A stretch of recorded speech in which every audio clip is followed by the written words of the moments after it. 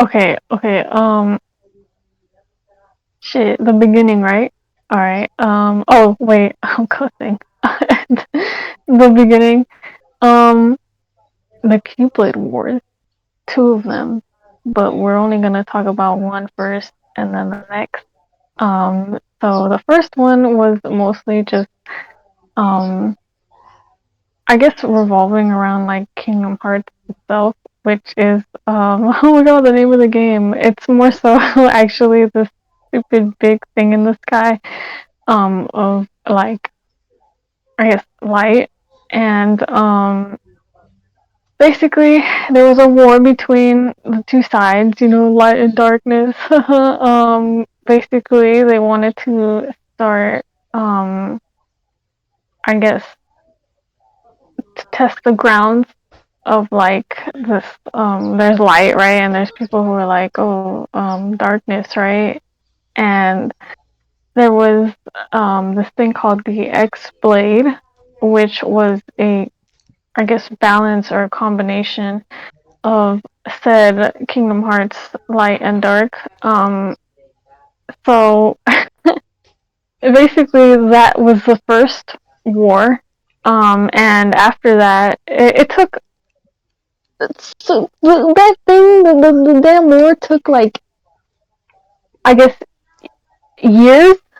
It was really long, and it was years, like really long before the I guess One Birth by Sleep started, which is the whole Ventus, Aqua, Terra, Xehanort, Ericus, but I'll talk about that in a bit.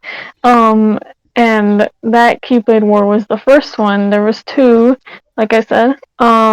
And the X Blade after the war was shattered into 20 pieces,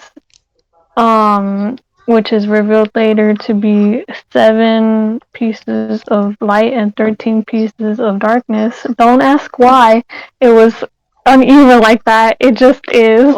um, so after that, there was another war that took place years later, but it's during the timeline of Unchained Memory or Union Cross, which is the mobile game where you make your own little character and you're part of this group. And basically that is about this whole era of prophecies. There was someone called the Master Masters who was also there during the time of the original Keyblade War, and he basically, him and his disciple, right, they don't exactly reveal until later, but they're discussing about this book of prophecies about how the Master Masters wants to I guess make sure that these prophecies obviously are fulfilled, and he basically, it's about like 5 disciples that he ends up giving a copy to each. Well, they're known as like the group leaders, and basically you end up being part of your own group in that game. And depending on what you pick, there's this group called the Dandelions, who were basically kind of like a different group outside of the originals to move on to the next timeline after that Keyblade War. So during that time as well, there was another war because there was conflict between each group about who was like a traitor.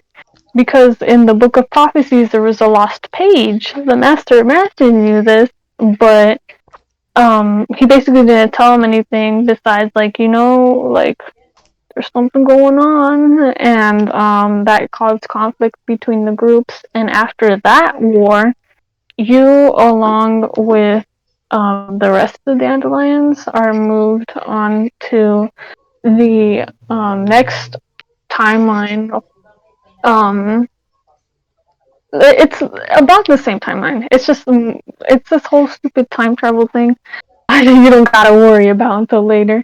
And I guess it's worth mentioning that Ventus is there as well, a younger version, because there was a being of darkness that took him over. This is like when he was really young, the time before birth by sleep. Um, Basically, Aventus is also part of the Dandelions. Turns out that there was another person who was supposed to be the original member who ended up being killed by this entity who was possessed. No, who possessed Ventus, and you don't find out until later out because Ava's the one managing kind of this group, and later on they find out through I guess not just her, but that there was supposed to be a different member. And at the end, when this being of darkness reveals itself, there's these like it reveals itself later, but there's these like chambers um after defeating this. I wouldn't say exactly defeating because basically you and these two others named Scold and Ephemer um have a battle. I guess obviously after it's no longer possessing Ventus, it quote unquote like starts messing with you or the player, and you convinced Ephemer and Skull to basically send you to another world. And you know how Kingdom Hearts works. You know they have a key, and it can basically open and close anything. Um, and so Ephemer pushes you through the other side with this uh entity, and you know you'll basically fooled him. You lock that side of the world, and he is no longer able to escape. But once you pass, it later on reveals that you basically end up. I would say I guess reincarnating, but this is where the place things start to take place in another part of the game, same mobile game, but it's called Dark Roads, where young Xehanort, uh, young Ericus, along with some other people, um, who were, I guess, like this is a different timeline, obviously. I'm not gonna get too into Dark Roads just because it's this whole thing that's also unanswered. So all I have to say about it is that there was this whole mess up that caused the death of the other leaders and or members, new members, and it was revealed who I guess who was it, Lucia or the disciple of the Master Masters, and I guess the Master Master himself. We still don't know exactly who he is because of like this whole thing of like identity. He has this thing, his keyblade, where I don't know if you noticed, but it has a little eyeball on it. It's supposed to be like this whole thing with like the some sort of all-seeing eye. That basically you see it throughout the game as well. It being of birth by sleep take place. And wow, lo and behold, we see good old Ventus. And Ventus does not remember anything. After they ended up in the room with all the pods during the event of Union Cross, there those pods transferred them into like another timeline. These pods are important for other purposes, but for the purpose of this game, you understand that after Ventus was put in one of these pods that took them into the future, or I guess basically kept them in a state of like, because in the beginning of Birth by CBC he looks slightly older, but he's in the state of like unawareness, and he basically when Xehanort found him, he tried to train him into controlling his the dark side of his heart, because Ventus himself, after being obviously possessed by that dark entity, he still had a remaining essence of it, um which was the dark side, right? And he could see that Ventus wasn't like exactly able to hone these two sides. So what Ericus did was split the two, creating Vanitas and Ventus. So Vanitas is essentially kind of like Ventus nobody, but it's implied that Vanitas is the dark part of the dark entity from Ventus's past, so Union Cross. Um, and after that state of amnesia, Ventus does not remember a thing. They bring him into the land of departure, where they have the castle where Ericus is training Aqua and Terra, and basically after that, it's just the three of them, Ventus, Aqua, Terra, and Ventus learns how to wield the Keyblade again, and Terra, teaches them and all that. They train together, and in the events of Birth by Sleep, Aqua, Terra are getting ready to take their Mark of Mastery exam, which is the exam that will determine whether they become a Keyblade Master or not. And Terra fails that test because of, honestly, it was Xehanort's fault. Because, he was, I guess they taunting. Basically, Terra was getting a little frustrated, and he couldn't exactly, like, control his temper, but Xehanort made it so that, like, it was, like, he would end up being more vulnerable to it. Xehanort was more of like the dark side kind of dude. It later is revealed that obviously he's like the main villain of this specific saga. And Aqua passes her Mark of Mastery exam. Terra's like, I don't know what happened. Like I just couldn't control like that darkness, and he asked Xehanort for advice, and then Xehanort told him to go off on this quest.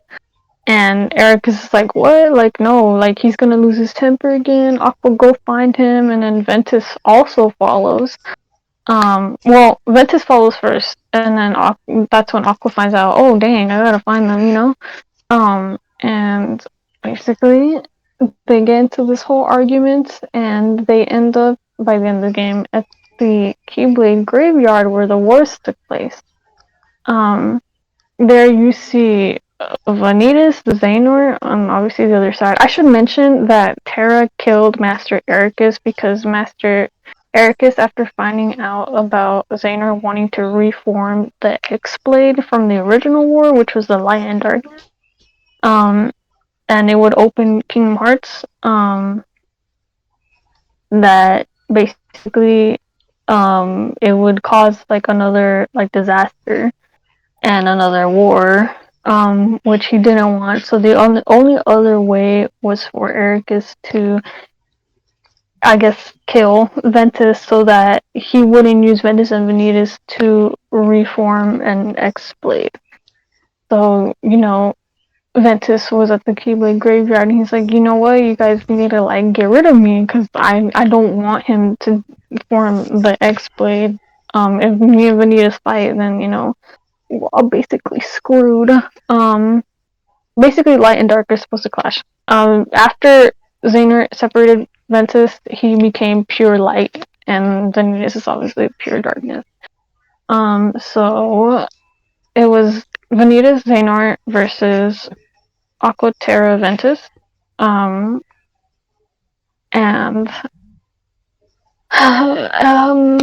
I guess I'll start with, because there's 3 different paths that you can take, but it all ends up in the same area. So Aqua and Vanitas fight, and Xehanort, Terra fight, and after Aqua kind of lose. Oh, I should mention Mickey Mouse, bro. Yeah, I remember this is a damn Disney game. So, Square Enix Disney. Yeah, Mickey Mouse was there, bro. The actual mouse himself. Um, he helped Aqua fight Vanitas, and well, they kind of lost that battle, and Vanitas and Ventus ended up combining, and from within there's this whole thing with another part of them, so like Ventus's heart also now formed with Vanitas. They fight each other basically in like another world, which is Ventus's heart. And they already formed the exploit, but Ventus is like, I'm still gonna fight you so that I can break it. And Vanitas is like, if you break it, then we both lose our hearts, And this is where that infamous roast comes in, where Ventus is like, I'll do it if it means saving my friends. Vanitas is like, oh, you always think about your friends, hon. Ventus is like, well, at least I have some, and I don't know where. I really don't know where he got his roast from. He throughout the whole game, he was just like that, and it's actually really funny. So much for the amnesia, but basically, he ends up destroying the X-Blade, and I'll go back to this in a sec because this is where it starts like shifting towards Kingdom Hearts 1. So basically, Xehanort Terra. They fight. Terra loses, and they what Xehanort does is takes over Terra's body, but there's still a part of Terra that's lingering, which is and the like it. You find out it's referred to as the lingering will. So what Xehanort did was take over the body and essentially the heart, or I guess yeah, of Terra, but they had armor, right? It literally just looks like Terra's armor, and you have to fight that later, or no, I guess at the same time after Xehanort takes over Terra. There's this thing that's fighting against them, which is obviously Terra's lingering will. That remains at the Keyblade Graveyard, but after Aqua runs after Terra, after being sent somewhere else, because, the fight, they end up in Radiant Gardens, which is, I should also mention, the three main, like, characters of Kingdom Hearts 1. Basically, they end up in Radiant Gardens, which Aqua was previously. So, okay. Aqua, Terra, or Xehanort fight there, and after Aqua defeats Terra, there's she isn't exactly sure what it is that's wrong with like Terra. All they know is like that after that fight with Xehanort, he was like consumed with like this darkness. So after fighting, Terra's being sucked into a I should call them. There's so many Xehanorts in this game. I don't even want to refer to him as Xehanort because I should just call him. He has a name, but I guess for the sake of simplicity, um, I'll just keep calling him Terra. um, or as the fandom calls him, Terranort, which is a Norded or Xehanorted version of a character. But I'll just say Terranort. Terranort is being, I guess, pulled into this place called the Realm of Darkness.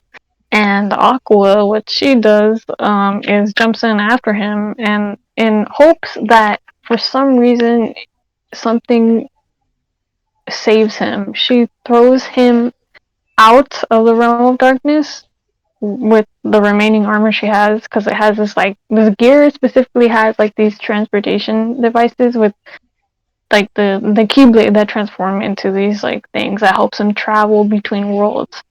Essentially the equivalent to a gummy ship, but honestly a little better because like it's less complicated. And she basically launches him out, and he still remains in Radiant Gardens, but Aqua is stuck in a realm of darkness. I'll get into how things are going with her later after